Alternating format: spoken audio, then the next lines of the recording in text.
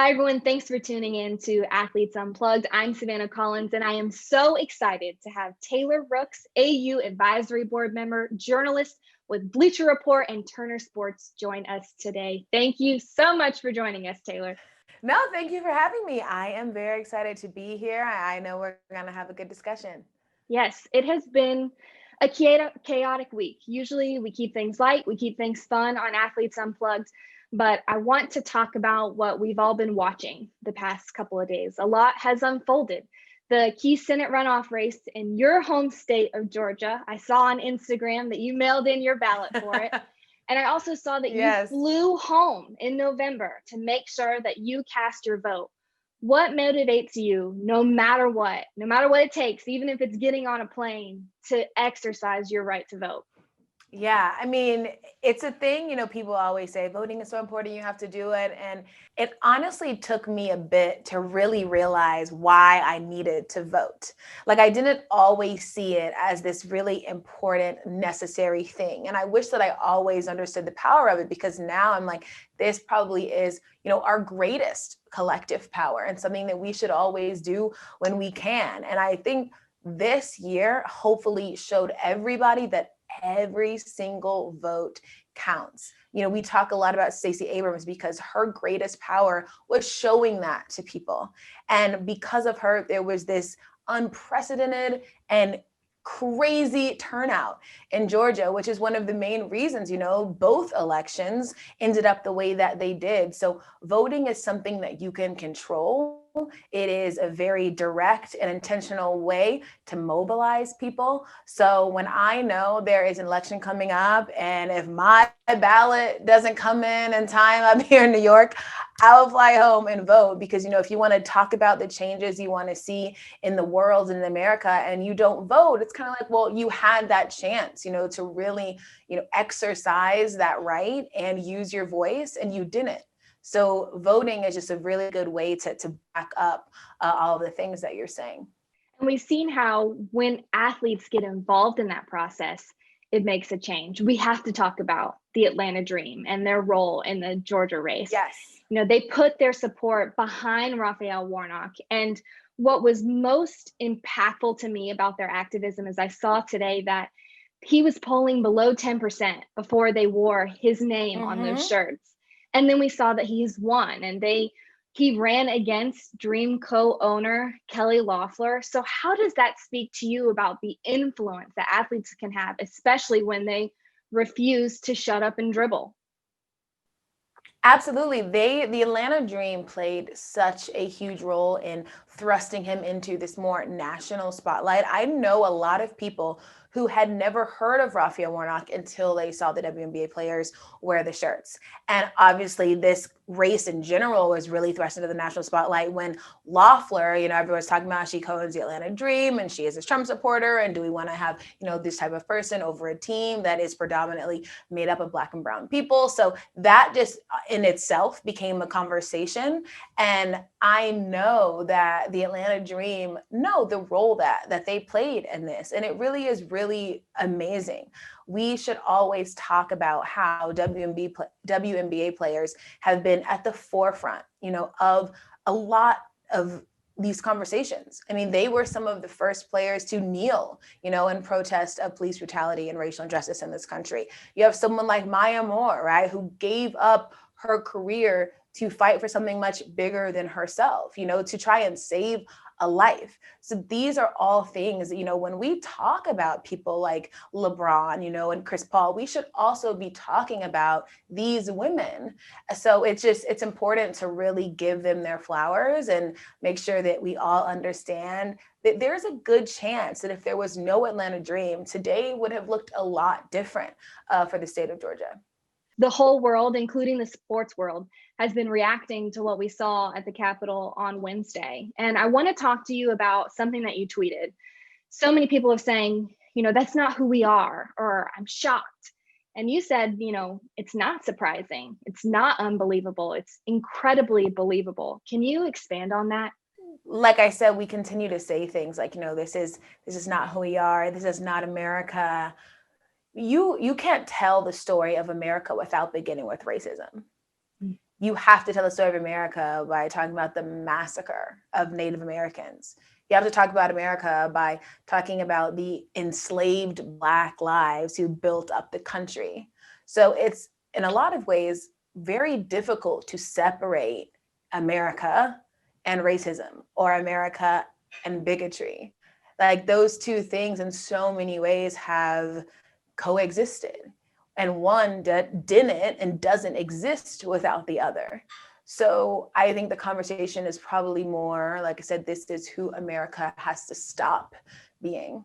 There's so many things that are crazy about what happened at the Capitol, but that is the thing that sticks out to me the most, is the more we continue to act surprised about these things, the more they will continue to happen, because we have this idea that this is an outlier, that the people that do that are like fringe people that are like not everywhere, right? But there is a reason that these things can continue to happen. It's because we aren't giving them the right, the attention, or we're not labeling them the right way, which is, this is what we are being right now. So let's focus on not being that anymore. So yeah, I'm not really of the belief that this isn't who we are. I'm of the belief that, we are better than this and we can be better than this. But Right. I think right now, this is the moment, and it's about, pushing through this moment to whatever is better.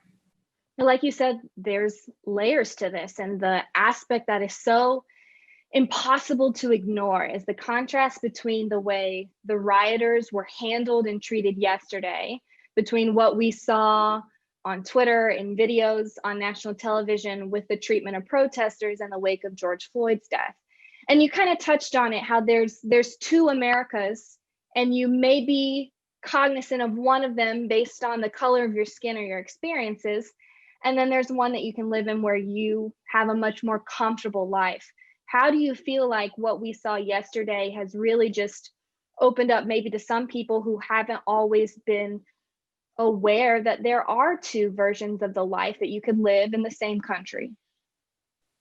Yeah. I always talk about, there's this book I read, and it's called On Earth We're Briefly Gorgeous, and beautiful writer. His name is Ocean. He is Asian American. And one of the things that he says in the book is, America is a beautiful place depending on where you are. And America is a beautiful place depending on who you are. And I read that and I thought, one of the reasons there is such this differing opinion, right, of what America is, and these differing experiences of what America is because people, for whatever reason, are only capable of talking about what they know. So if you have this, person, maybe a white man, who says, America is this, it's great, it allowed me to fulfill my dream. It's like, yes, because you are this, right? So the white man's experience is going to be different than the other person's experience, because their experience is based on the fact that they are a white man. So you can't separate your identity with your experience. So you can't look at somebody whose identity is different and wonder why their experience is different. So I think everybody would really benefit if they understood that there is more than just you, and you can't only look at things through your lens. And that, to me, is why this whole two Americas exists. Obviously, there's the external reasons, but there's a lot of the kind of internal reasons as well. As we talk about this in the realm of sports, you look a certain way once you take off that jersey, once you're not under those lights, every night. And that impacts those experiences. You were in the bubble when the NBA players were learning how to work, compete, be activists, and live in that very extreme environment. And you covered their experiences with this amazing article in GQ that I would recommend everybody to go read, to learn what it was really like in the bubble. It was awesome to get to hear about what they did when games were over, and how they traveled and got around, and rivalries ending and friendships forming. So as someone who experienced that, do you have any tips and advice for the volleyball athletes who next month are going to be in the AU Shield for their season? Yeah.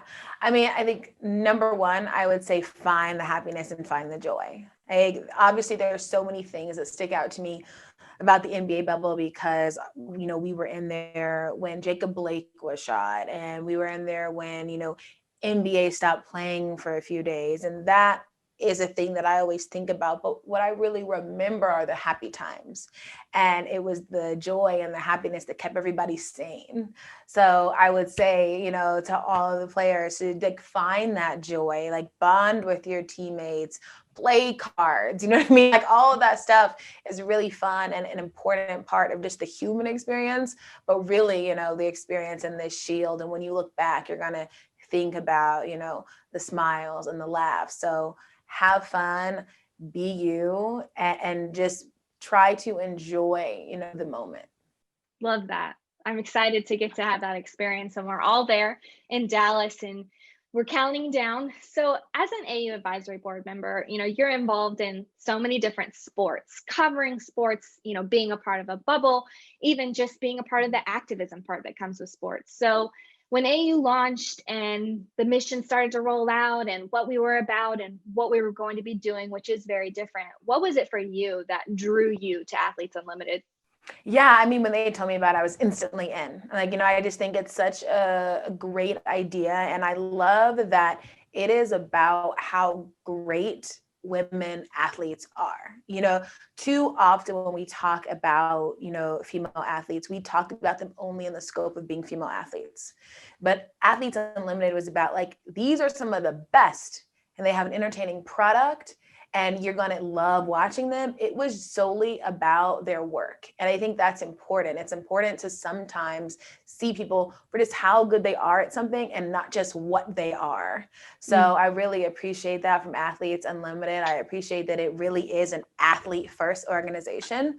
Everybody there cares about the well-being and happiness and mental health of those athletes. And I don't think enough leagues do that. Every athlete has a voice. It really does feel like a huge family. And I mean, above all else, it really is very entertaining. So I'm really happy to be an advisory board member. Well, we're glad that you are a part of the mission. And I think, everything that we've talked about today and with AU too has just shown what happens when athletes are, more than just an athlete, more than just someone who plays sports and exercises, all the thing that makes them a person. I'm glad that we were able to have you and your perspective and your stories and experiences this week on Athletes Unplugged. Thank you. I enjoyed it.